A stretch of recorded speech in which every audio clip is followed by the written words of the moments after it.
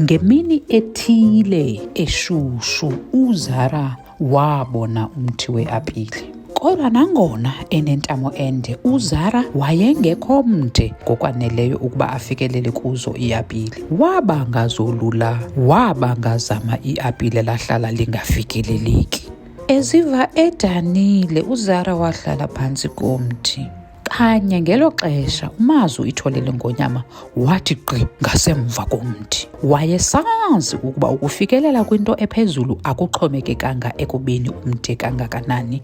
Kufuneka wena nje ufumane indlela ezinobulumko zokufikelela kuyo.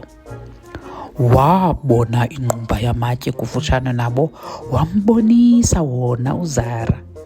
Kwangoko uZara wafikelwa yingcinga, wabekelela la matye kakuhle elinye phezu kwelinye, wazakhela izitepusi zokuma phezu kwazo. uZara wema phezu kwala matye, wolula intamo yakhe, wakwazi ke ngoku ukufikelela kulo iapile.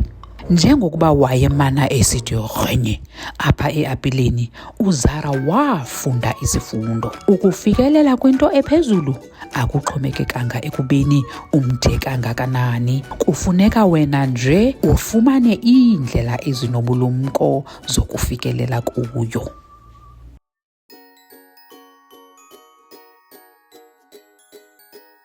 To watch more stories, just visit our YouTube channel.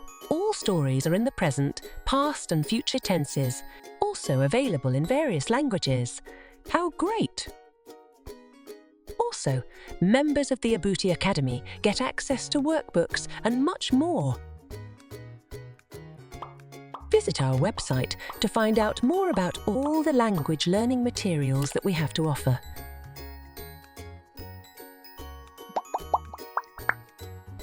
www.abutisyllabus.com